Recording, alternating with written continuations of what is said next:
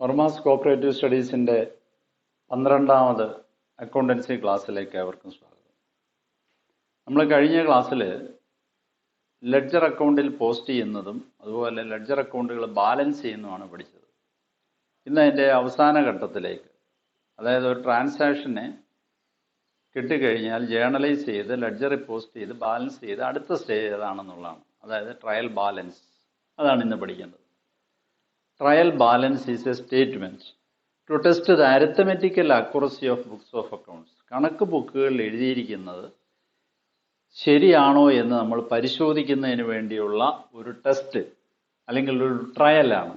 ആ ട്രയൽ എന്നുള്ള വാക്കുകൊണ്ട് തന്നെ നമുക്കറിയാം ഒരു പരീക്ഷണമാണ്. ശരിയാണോ എഴുതിയിരിക്കുന്നത്. അപ്പോൾ നമ്മൾ പുറകോട്ട് ഒന്ന് തിരിഞ്ഞു നോക്കുകയാണ്. അതായത് ലെഡ്ജറിൽ പോസ്റ്റ് ചെയ്തും ബാലൻസ് ചെയ്തും ജേർണലിൽ എഴുതിയതും എല്ലാം ശരിയാണോ.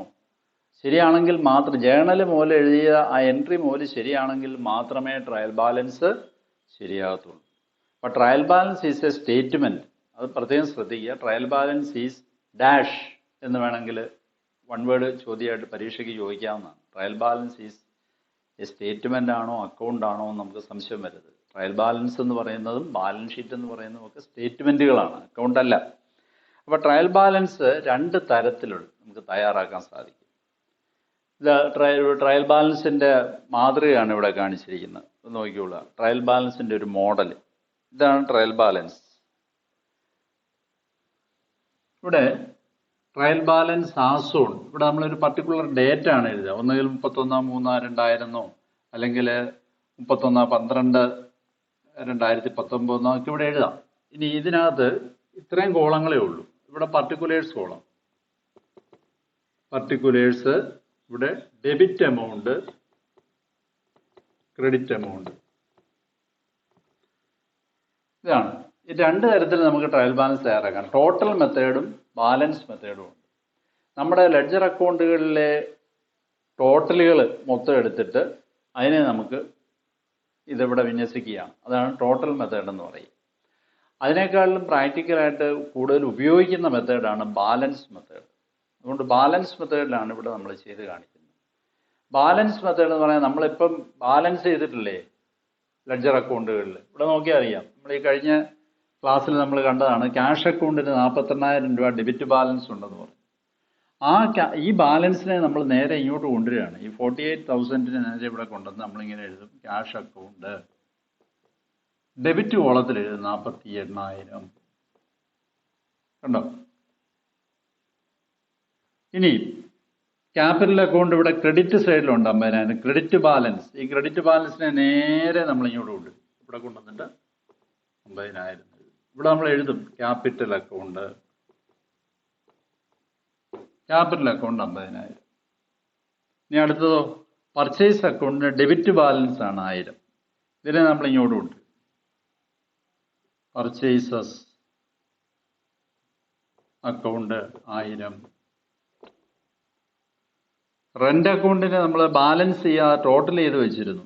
ഇവിടെ 1,000 രൂപ ഇങ്ങനെ ടോട്ടൽ ചെയ്ത്, അത് റെന്റ് അക്കൗണ്ടിന് ഡെബിറ്റ് ടോട്ടൽ. ആ ഡെബിറ്റ് ടോട്ടലിനെ ഇങ്ങോട്ട് കൊണ്ടുവരും. ബാലൻസ് മാത്രമേ ഈ ടോട്ടലിനെ നമുക്ക് ഇങ്ങോട്ട് കൊണ്ടുവരും. Rent account 1000. ഇനി നമ്മൾ ട്രയൽ ബാലൻസിന് കൂട്ടി നോക്കുക എന്നുള്ളതാണ്. 48 2 50. ഇവിടെ 50. അപ്പം എന്താണ് ഇതിൻ്റെ പ്രത്യേകത? ഡെബിറ്റ് സൈഡും ക്രെഡിറ്റ് സൈഡും അല്ലെങ്കിൽ ഡെബിറ്റ് എമൗണ്ടും ക്രെഡിറ്റ് എമൗണ്ടും തുല്യമായി 50,000. എന്തുകൊണ്ടാണ്? നമ്മൾ ആദ്യം പഠിച്ചു every debit there must be a corresponding credit എന്നുള്ള ഡബിൾ എൻട്രി പ്രിൻസിപ്പിൾ. അപ്പോൾ ഇവിടെ ഈക്വൽ ഡെബിറ്റും ഈക്വൽ, അതായത് ഡെബിറ്റും ക്രെഡിറ്റും തുല്യമായിരിക്കും, ഈക്വൽ ആയിരിക്കും എന്നാണ്. അപ്പോൾ ഇതിനെന്തെങ്കിലും വ്യത്യാസം വന്നാൽ, ട്രയൽ ബാലൻസ് ഈക്വൽ ആയിട്ട് വരാതിരുന്നാൽ അവിടെ എവിടെയോ തെറ്റ് പറ്റിയിട്ടുണ്ടെന്നാണ് നമുക്ക് മനസ്സിലാക്കേണ്ടത്. അതാണ് നമ്മൾ എറേഴ്സ് എന്നും പറയുന്നത്. നമുക്ക് ഇനി പഠിക്കണം, വിശദമായിട്ട് നമ്മൾ പഠിക്കണം. ഓഡിറ്റിലും നമ്മളത് കണ്ടിരുന്നു. ഡിഫറെൻറ്റ് ടൈപ്സ് ഓഫ് എറേഴ്സിനെ പറ്റി പറയാമെന്ന് പറയും. അതൊരു പ്രത്യേക ചാപ്റ്ററായിട്ട് തന്നെ നമുക്ക് പഠിക്കേണ്ടതായിട്ടുണ്ട്. അപ്പോൾ അങ്ങനെ തെറ്റുകളുണ്ടെങ്കിൽ, ആ എറേഴ്സ് ഉണ്ടെങ്കിൽ അതിനെ നമ്മൾ റെക്ടിഫൈ ചെയ്ത് റെക്ടിഫിക്കേഷൻ ഓഫ് എറേഴ്സ് കറക്റ്റ് ചെയ്ത് വീണ്ടും ട്രയൽ ബാലൻസ് തയ്യാറാക്കി റെക്ടിഫൈഡ് ട്രയൽ ബാലൻസ് തയ്യാറാക്കിയിട്ട് വേണം ഫൈനൽ അക്കൗണ്ടിലോട്ട് പോകാൻ.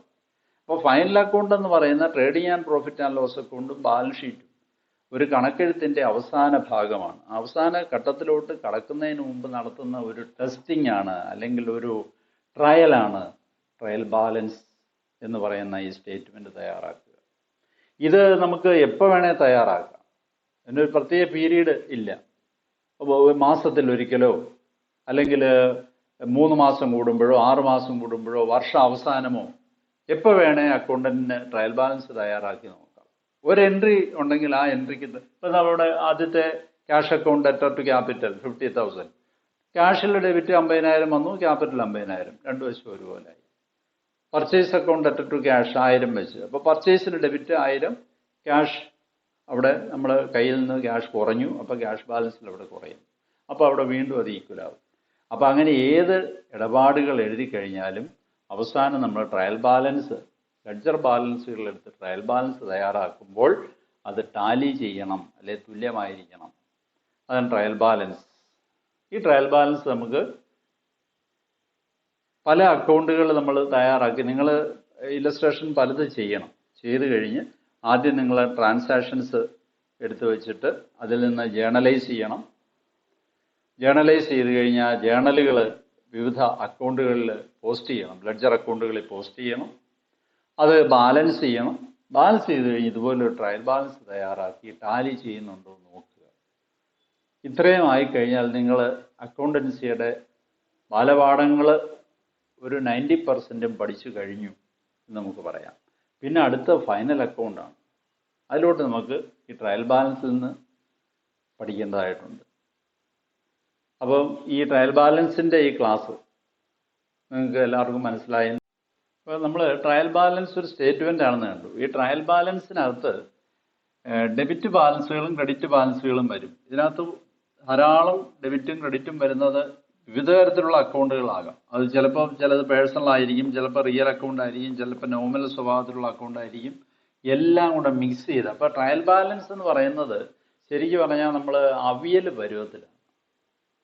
അത് അവിയലിന് അറിയാമല്ലോ, അവിയലിനകത്ത് എല്ലാ കഷ്ണങ്ങളും വരും, പച്ചക്കറികളെല്ലാം ഉൾപ്പെടുന്നതാണ് അവിയൽ എന്ന് പറയുന്ന മാതിരി ഇതിനകത്ത് എല്ലാ അക്കൗണ്ടുകളും ഉൾപ്പെടുന്നതാണ്. അപ്പോൾ ഈ ട്രയൽ ബാലൻസിൽ നിന്ന് നമ്മളിത് വേർതിരിച്ചെടുത്താണ് ഫൈനൽ അക്കൗണ്ടിലോട്ട് കൊണ്ടുപോകുന്നത്.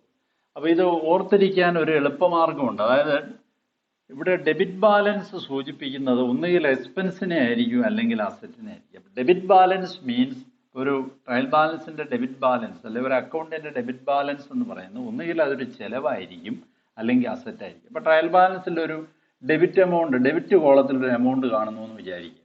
അപ്പോൾ അത് ഒന്നുകിൽ ഒരു എക്സ്പെൻസിനെ സൂചിപ്പിക്കും അല്ലെങ്കിൽ അത് ബാലൻസ് ഷീറ്റ് അസറ്റായിട്ട് എഴുതേണ്ടതായിരിക്കും. ഇപ്പോൾ ക്യാഷ് നമുക്കറിയാം, ക്യാഷ് അക്കൗണ്ട് എന്ന് പറഞ്ഞാൽ ബാലൻസ് ഷീറ്റ് അസറ്റാണ്, എക്സ്പെൻസ് അല്ല. അതേസമയം പർച്ചേസ് അക്കൗണ്ട് എന്ന് പറഞ്ഞാൽ ഒരു റിയൽ സ്വഭാവത്തിലുള്ളതാണ്. അത് സാധനങ്ങൾ വാങ്ങിയിരിക്കുക, അപ്പോൾ ചിലവാണ് അത്.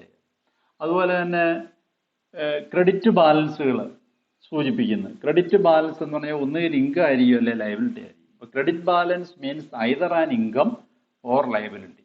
അപ്പോൾ ഇവിടെ വരുന്ന ഒരു ക്രെഡിറ്റ് ബാലൻസ് എന്ന് പറയുന്നത് ഒന്നുകിൽ അതൊരു ഇൻകം ആയിരിക്കാം അല്ലെങ്കിൽ ഒരു ലയബിലിറ്റി ആയിരിക്കാം, ഒരു വരവായിരിക്കും. ഇപ്പോൾ റെന്റ് റിസീവ്ഡ് എന്ന് പറഞ്ഞു കഴിഞ്ഞാൽ അതൊരു വാടക കിട്ടി, അപ്പോൾ അത് നമുക്കൊരു ഇൻകമാണ്. അതുപോലെ തന്നെ ഇൻട്രസ്റ്റ് പെയ്ഡ്, പലിശ കൊടുത്തു, അല്ലെ കമ്മീഷൻ കൊടുത്തു, അതൊക്കെ എക്സ്പെൻസുകളാണ്. അതെല്ലാം നോമിനൽ അക്കൗണ്ടുകളാണെന്ന് നമുക്കറിയാം. അത് അപ്പോൾ ചിലവ് ആണ്. ഇനിയും വേറൊരു ക്രെഡിറ്റ്, ക്യാപിറ്റൽ, മുമ്പ് നമ്മൾ പറഞ്ഞായിരുന്നു, capital account always shows credit balance and it is a liability. Capital account ലയബിലിറ്റിയാണ്. അപ്പോൾ ക്യാപിറ്റൽ അക്കൗണ്ട് എന്ന് ക്രെഡിറ്റ് ബാലൻസ് ആയിട്ടായിരിക്കും കാണിക്കുക, അത് ലയബിലിറ്റി ആയിരിക്കും. ക്യാഷ് അക്കൗണ്ട് ഡെബിറ്റ് ബാലൻസ് ആയിരിക്കും, അത് അസറ്റ് ആയിരിക്കും. അങ്ങനെ ഡെബിറ്റ് ബാലൻസുകളും ക്രെഡിറ്റ് ബാലൻസുകളും എല്ലാം കൂടെ മിക്സ് ചെയ്ത് എല്ലാത്തരം അക്കൗണ്ടുകളും മിക്സ് ചെയ്ത ഒരു സ്റ്റേറ്റ്മെൻ്റാണ് ട്രയൽ ബാലൻസ്. അതിൽ നമ്മൾ വേർതിരിച്ചെടുക്കണം. അപ്പം ചില കാര്യങ്ങൾ നമുക്ക് എപ്പോഴും ഓർത്തിരുന്നാൽ പരീക്ഷയ്ക്ക് എളുപ്പമാണ്. അപ്പോൾ cash account debit balance, capital account credit balance, അതുപോലെ എക്സ്പെൻസുകളെല്ലാം ഡെബിറ്റ് ബാലൻസ്, ഇൻകം എല്ലാം ക്രെഡിറ്റ് ബാലൻസ്, അപ്പോൾ റിസീവ്ഡ് ഐറ്റംസ് എല്ലാം ക്രെഡിറ്റ് ബാലൻസ്, പെയ്ഡ് ഐറ്റംസ് എല്ലാം എന്താണ് ഡെബിറ്റ് ബാലൻസ്. അപ്പോൾ ഡെബിറ്റ് സൈഡിലായിരിക്കും. പെയ്ഡ് ഐറ്റംസ് ഡെബിറ്റ് സൈഡിലായിരിക്കും. അപ്പോൾ ഇങ്ങനെ നമുക്ക് ഒന്ന് ഓർത്താൽ മതി. പെയ്ഡ് ഓൾവേസ് ഡെബിറ്റ് ബാലൻസ് നിങ്ങളുടെ മനസ്സിൽ കുറിച്ചിട്ടുള്ളൂ. പേയബിൾ ആണെങ്കിൽ, അതായത് കൊടുക്കാനുണ്ട് എന്നാണെങ്കിൽ അത് പേയബിൾ ആണ്, ലയബിലിറ്റി ബാലൻസ് ഷീറ്റ് വരും. അപ്പോൾ ഡെബിറ്റ് ആണെങ്കിൽ ഇത് എവിടെ വരും? Profit and loss account debit ചെയ്യും. പേയബിൾ ആണ് ലയബിൾ. അതിന് നമ്മൾ ഫൈനൽ അക്കൗണ്ട് പഠിക്കുമ്പോൾ വിശദീകരിക്കാം. അതുപോലെ റിസീവ്ഡ് എന്ന് പറഞ്ഞാൽ കിട്ടിയത്, അത് ഒരു ഇൻകമാണ്. Received income. റിസീവബിൾ എന്ന് പറഞ്ഞു കഴിഞ്ഞാൽ കിട്ടാനുള്ളതാണ്. റിസീവബിൾ, അക്കൗണ്ട്സ് റിസീവബിൾ, അതെന്താണ്? അസറ്റ്സ് ആണ്. കിട്ടാനുള്ളതല്ല, അസറ്റ്സ് ആണ്. അപ്പം കൊടുത്തത് ചെലവാണ്. ഇത് ഡെബിറ്റ് ബാലൻസ്, ഡെബിറ്റ് സൈഡിലായിരിക്കും വരിക, ട്രയൽ ബാലൻസ്. പേയബിൾ ഐറ്റംസ് എന്ന് പറഞ്ഞാൽ കൊടുക്കാനുള്ളതാണ്. അത് ട്രയൽ ബാലൻസിനുള്ളിൽ വരത്തില്ല, പേയബിൾ ഐറ്റംസ്. റിസീവ്ഡ് എന്ന് പറഞ്ഞാൽ ഇൻകമാണ്. അത് ക്രെഡിറ്റ് സൈഡിലായിരിക്കും കാണിക്കുക. അതുപോലെ റിസീവബിൾ അതിനുള്ളിൽ വരത്തില്ല, അത് കിട്ടാനുള്ളതാണ് റിസീവബിൾ, അത് അസറ്റാണ്. അതപ്പോൾ ചെലവുകളും വരവുകളുടെയും മാത്രം തൻവർഷം ചെലവായിട്ടുള്ള ചെലവുകളും വരവുകളും അതുപോലെ അസറ്റ്സും ലയബിലിറ്റീസും ഉൾക്കൊള്ളുന്ന ഒരു സ്റ്റേറ്റ്മെൻ്റ് ആണ് ട്രയൽ ബാലൻസ്.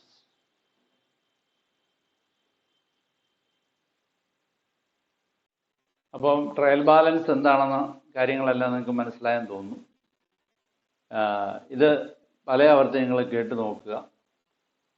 നിങ്ങൾക്ക് എന്തെങ്കിലും സംശയങ്ങളുണ്ടെങ്കിൽ നിങ്ങൾക്ക് എന്നെ നേരിട്ട് വിളിക്കാം. എൻ്റെ വാട്സപ്പ് നമ്പർ, എൻ്റെ ഫോൺ നമ്പരും സെയിമാണ്, അത് അതിനകത്ത് കൊടുത്തിട്ടുണ്ട്. നിങ്ങൾക്ക് ആ നമ്പറിൽ വിളിക്കാം, സംശയങ്ങൾ ചോദിക്കാം, അത് ക്ലിയർ ചെയ്ത് പോകണം.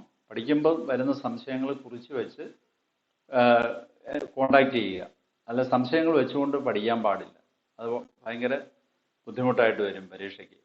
ഈ JDC പരീക്ഷ അടുത്ത ആഴ്ച ആരംഭിക്കുന്ന ഈ സമയത്ത് ഒരു സ്പെഷ്യൽ ക്ലാസ് തന്നെ പരീക്ഷയ്ക്ക് വരുന്ന ഭാഗങ്ങൾ, ആ ക്വസ്റ്റ്യൻ്റെ മോഡലിൽ ഒരു പ്രത്യേക ക്ലാസ് നിങ്ങൾക്ക് തരാൻ ഞാൻ ഉദ്ദേശിക്കുന്നുണ്ട്. അത് അടുത്ത് തന്നെ കാണാം. അതുകൊണ്ട് ഇത് നിങ്ങൾ സബ്സ്ക്രൈബ് ചെയ്യുക, ബെൽ ബട്ടൺ ക്ലിക്ക് ചെയ്യുക. അതുപോലെ മറ്റ് സുഹൃത്തുക്കൾക്ക് ഷെയർ ചെയ്യാനും മറക്കരുത്. എല്ലാവർക്കും നന്ദി.